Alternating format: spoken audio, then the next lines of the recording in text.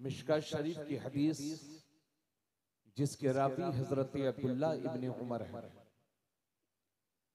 नबी करीम सल्लल्लाहु अलैहि वसल्लम ने फरमाया, बुनियल इस्लामु अला खम्स, शहादत अल्ला इलाहा इल्लल्लाह व अन्ना मुहम्मद रसूलुल्लाह व इकामिस सलाह व इताइज ज़कात व हज्जिल बैत व सौमी रमज़ान।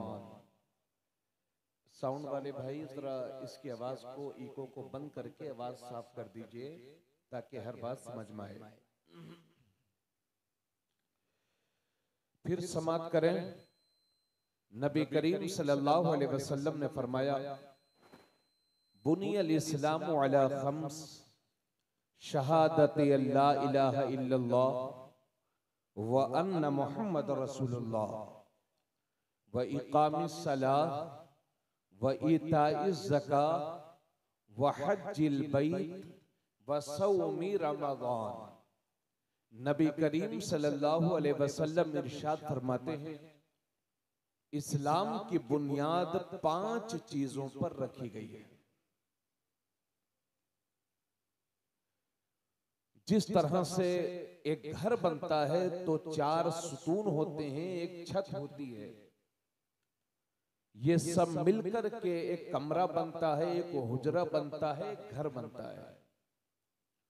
उसी से तशबीह दी गई है कि इस्लाम के बुनियादी अरकान, बुनियादी सुतून 5 हैं। उनमें सबसे पहली चीज इस बात की गवाही देना कि अल्लाह के सिवा कोई माबूद नहीं और मोहम्मद सल्लल्लाहु अलैहि वसल्लम अल्लाह के बंदे और उसके रसूल हैं। व इकामिस सलाह, दूसरी चीज नमाज कायम करना। व इताइज ज़कात, तीसरी चीज ज़कात अदा करना। चौथी चीज व हज्जिल बैत, और जिंदगी में हर साहिबे हैसियत को एक बार काबतुल्लाह का हज करना। व सौमी रमज़ान, और रमजान शरीफ के मुकद्दस महीने के रोजे रखना। ये हैं इस्लाम के 5 बुनियादी सुतून। अब ये जगह खाली हो गई है, आकर के बैठ जाओ थोड़ी देर के लिए। बैठ जाओ, बैठ जाओ, बैठ जाओ। आप लोग इधर आ जाओ, बैठ जाओ, सब आराम से बैठ जाओ, थोड़ी देर बाद सुन लो। हमारी ये जिम्मेदारी नहीं है कि पब्लिक बुला करके यहाँ पर बिठाए। मैंने सोचा आप बैठ जाएंगे तो ये आपके लिए भी अच्छा होगा, मेरे लिए भी अच्छा होगा। एक एक जुमले पर तवज्जो फरमाएं। आप हजरात थोड़ा सा टाइम दे दीजिए, जाइएगा ना। ये सही है।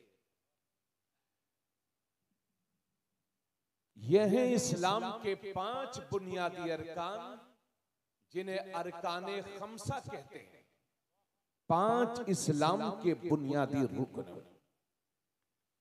उनमें से सबसे पहली चीज इस बात की गवाही देना कि अल्लाह के सिवा कोई माबूद नहीं।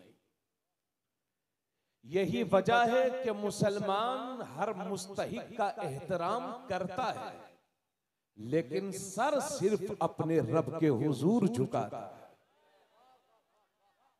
हम माँ का एहतराम करेंगे, बाप का एहतराम करेंगे, उस्ताद की इज्जत करेंगे, बड़े की इज्जत करेंगे, लेकिन सर सिर्फ खुदा के लिए झुकेगा। हजरात, तो इस बात की गवाही देना कि अल्लाह के सिवा कोई माबूद, सब मिलके बोलो ला इलाहा इल्लल्लाह। सब मिलके बोलो ला इलाहा इल्लल्लाह। जज़ाकुमुल्लाह। और उसके बाद दूसरी चीज इस बात की गवाही देना कि रसूलुल्लाह सल्लल्लाहु अलैहि वसल्लम हुजूर पुर नूर मोहम्मद रसूलुल्लाह अल्लाह के बंदे और उसके आखिरी रसूल हैं। जब ईमान में पुख्तगी हो गई, अकाईदे सहीहा के बाद एक मुसलमान के लिए जो सबसे ज्यादा जरूरी चीज है वो है 5 वक्त की नमाज। बात समझ में आ रही है कि नहीं? और अगर अल्लाह ने साहिब हैसियत बनाया है, जिसके पास 7.5 तोला सोना या 52.5 तोला चांदी हो और उस पर साल गुजर जाए, जो शराइत ज़कात के हैं, अगर अल्लाह ने इतने माल का मुस्तहिक बनाया है तो अल्लाह ने तुम्हारे माल में 40वां हिस्सा तुम्हारे गरीब मुसलमान भाइयों को दिया है। यानी 100 रुपयों में 2.5 रुपये आपके गरीब मुसलमान भाई का हक आपके माल में बनता है। एक हदीस तो ये भी है कि जो ज़कात अदा नहीं करता, न उसकी नमाज कबूल होती है, न उसका रोजा कबूल होता है, न उसका हज कबूल होता है। और अल्लाह ने साहिब हैसियत बनाया है तो जिंदगी में एक बार हज करना ये भी फर्ज है। आज लोगों के पास करोड़ों रुपयों की जायदाद है, लाखों रुपयों के घर में रहते हैं, लेकिन हज की तौफीक नहीं होती। नबी करीम सल्लल्लाहु अलैहि वसल्लम फरमाते हैं, जिस पर अल्लाह ने हज फर्ज किया फिर भी वो अदा नहीं करता तो डर इस बात का है कि वो यहूदी होकर के मरेगा या ईसाई होकर के मरेगा। यानी आखिरी वक्त मुमकिन है कि उसे कलमा शरीफ भी नसीब ना हो सके। इसलिए लोगों, अल्लाह ने साहिब हैसियत बनाया है, माल वाला बनाया है, तो फिर हज भी किया गया। और उसके बाद 1 महीने के रोजे आ रहा है, रमजान शरीफ के मुकद्दस महीना। बहुत सारे मुसलमान रोजेदारों से कहते हैं, अरे रोजा वो रखता है कि जिसके घर में खाना नहीं होता, अच्छे खासे तंदुरुस्त सारे काम कर रहे हैं। हमने कहा भाई साहब रोजा रख लीजिए, तो बोले हजरत वो डॉक्टर साहब ने मना किया है। तूने दुनियावी डॉक्टर के नाम से रोजा छोड़ना तो कबूल कर लिया, मगर जिस आका का कलमा पड़ा है उसके हुक्म से रोजा रखना तुझे पसंद नहीं आया। ये ईमान की कमजोरी नहीं है तो और क्या है? आप खुद ही रोजों का मजाक उड़ाएंगे तो कहां से इज्जत पाएंगे? आज दुनिया तरस रही है, रोजों जैसा निजाम दुनिया के किसी दूसरे मजहब में नहीं है। ये तुम्हारी किस्मत है कि अल्लाह ने रोजों जैसा फर्ज तुम्हें अता फरमाया। अरे जरा जोर से बोलो सुभान अल्लाह। थोड़ा बोलते रहा करो, गूंगे मत बनो, बोलने की आदत डालो। जी हजरत, इसमें आप गौर फरमाएं, रोजा भी फर्ज है, ज़कात भी फर्ज है, हज भी फर्ज है, नमाज भी फर्ज है। लेकिन रोजा, ज़कात, हज ये तीनों जमीन पर फर्ज हुए, और नमाज शबे मेराज में अल्लाह की तरफ से हुजूर के जरिए से उम्मते मुस्लिमा को तोहफत सब जमीन पर फर्ज हुए, नमाज आसमान पर फर्ज हुई है। कुफ्र और इस्लाम के दरमियान सबसे बड़ा फर्क नमाज का है। इसलिए मुसलमान हो तो फिर सजदे करने की आदतें डालो। जी अभी नात खानी हो रही थी, मचल रहे थे आप, कभी मदीना शरीफ पहुंच रहे थे, कभी पीलीभीत शरीफ, कभी गरीब नवाज की बारगाह में, कभी बगदाद शरीफ। मुबारकबाद के मुस्तहिक हैं आप अगर ये सफर आपको नसीब हो जाए तो। मगर नमाजें छोड़ छोड़ के चाहे मदीना चले जाओ चाहे मक्का, शायद मकसद हल नहीं हो पाए। हजरात, साफ सुथरे जुमलों में सुन लीजिए, आज के दौर में सबसे ज्यादा जरूरत इस बात की है, लोगों अपने ईमान की हिफाजत करो। रब को एक मानो, रसूलुल्लाह को अल्लाह का आखिरी रसूल मानो, नबी मानो। अब ना कोई रसूल आएंगे ना कोई किताब आएगी, हमारे नबी आखिरी रसूल हैं, हमारा कुरान आखिरी पूरी किताब। तवज्जो चाहूंगा। लेकिन आज मुसलमानों की ईमान की कमजोरी का आलम यह है, ईमान की कमजोरी का आलम यह है मियां कि नाम भी मुसलमानों ने डर की वजह से दो दो रख रखे हैं। हमने कहा भाई साहब आपका क्या नाम है? तो नाम है उनका अब्दुल रहमान। हमने कहा भाई साहब आपका क्या नाम है? बोले हजरत लोग मुझे पप्पू कहते हैं ना। हमने पूछा भाई साहब आपका क्या नाम है? नाम है हुसैन। हमने कहा भाई साहब क्या नाम है? बोले हजरत लोग मुझे प्यार से राजू कहते हैं। एक साहब क्या नाम है? भाई साहब आपका नाम है हुसैन। हमने कहा आपका क्या नाम है? हजरत लोग मुझे प्यार से गुड्डू कहते हैं। एक साहब से पूछा उनका नाम है अब्दुल कादिर। हमने कहा क्या नाम है? बोले हजरत लोग मुझे प्यार से मुन्ना कहते हैं। अमा कब तक मुन्ना, गुड्डू, पप्पू और मुन्ना और राजू और शानू बने रहोगे? अगर बाप ने नाम मोहम्मद रखा है तो 1 लाख लोगों में भी कोई पूछे कि नाम क्या है तो शान से बताया करो मेरे बाप ने मेरा नाम मोहम्मद रखा। उसमें के मुसलमान बनो, इसलिए कि जो कौम अपनी पहचान भुला दिया करती है जमाना उसको कुचल दिया करता है।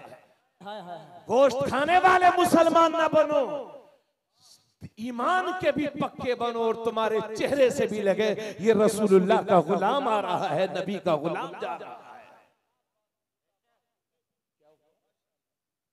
थोड़ा सा बोलते रहिए तो मुझे पता चले। वैसे भी मैं आपसे डर रहा हूं, थोड़ा सा डर लग रहा है। कोई बहुत बड़ा डर नहीं है, कहीं आप भाग ना जाए। हाँ, अब ना भागे हैं, अब ना भागे, अब सब रुकवे। हजरात तवज्जो चाहूंगा। मैं शायद इन्हें कमेटी वालों को भी याद न हो, मैं 7-8 साल पहले इसी उर्स में आया था मुकर्रिर की हैसियत से, मगर बारिश इतनी हो गई कि पूरी रात जलसा ही नहीं हुआ। सुबह हम चले गए यहाँ से जी। तो ये काफी 6-7 साल पुरानी बात है, तब तकरीर नहीं हो पाई थी। और अब भी जो है चलिए अल्लाह कबूल फरमाए।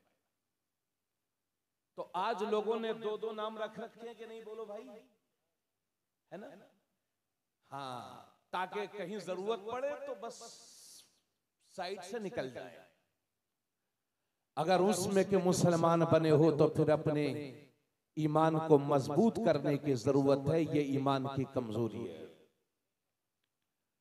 सच्चे मुसलमान बनो, पक्के मुसलमान बनो, इसलिए कि मुसलमान होना कोई जुर्म नहीं है, मुसलमान होना अल्लाह की सबसे बड़ी नेमत है। हालात बदलेंगे, परेशान ना होइए। आंधियां हैं चली जाएंगी, बादल हैं छट जाएंगे, मगर किसी डर और अल्लाह से डरने वाली कौम किसी जालिम और जाबिर से नहीं डरा करती। इसलिए न डरने की जरूरत है, न घबराने की जरूरत है। ईमान नाम है सिर्फ अल्लाह से डरने का। बस शर्त यह है कि इतने बाखलाक हो जाओ, इतने तालीम याफ्ता हो जाओ, इतने किरदार के बेहतरीन हो जाओ, ऐसे सच्चे पक्के मुसलमान हो जाओ कि दुनिया तुम्हारी मुसलमानी पर नाज करे। और एक जुमला कह रहा हूं, आप अपना रास्ता सीधा रखो। अगर रास्ते में पत्थर भी होंगे तो अल्लाह मोम बना देगा, कांटे होंगे तो फूल बना देगा। नारे तकबीर, नारे रिसालत, मसलके आला हजरत, खानदाने बरकत, अल्लामा तबरेज आलम साहिब क़िबला, उर्से सफदरी। जरा एक नारा बीच से आना चाहिए। आप लोगों में से कोई नारा नहीं लगाता?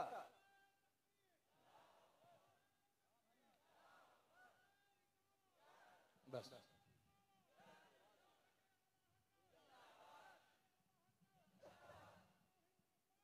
अल्हम्दुलिल्लाह, अल्हम्दुलिल्लाह, माशाअल्लाह।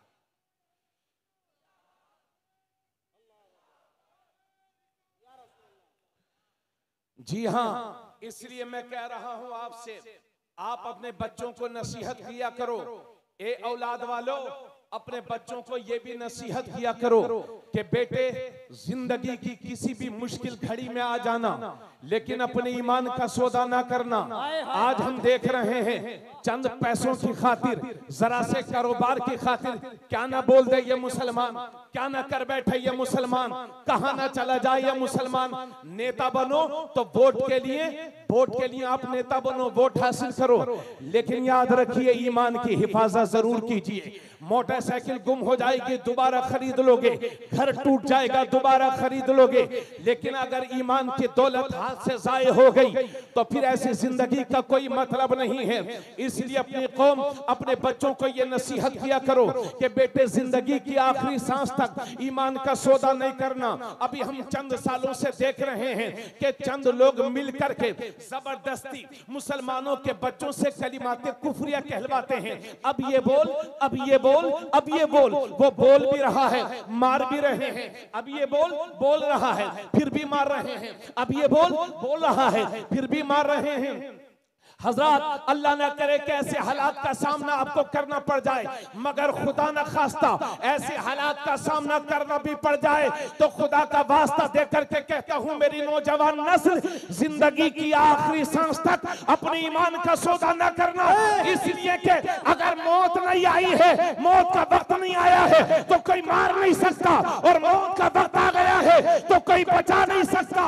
मगर जिंदगी की आखिरी सांस तक ला इलाहा इल्लल्लाह बोलते रहना, क्योंकि इसी हालत में अगर मर भी जाओगे तो शहीद कहलाओगे, बच जाओगे तो गाजी कहलाओगे। नारे तकबीर।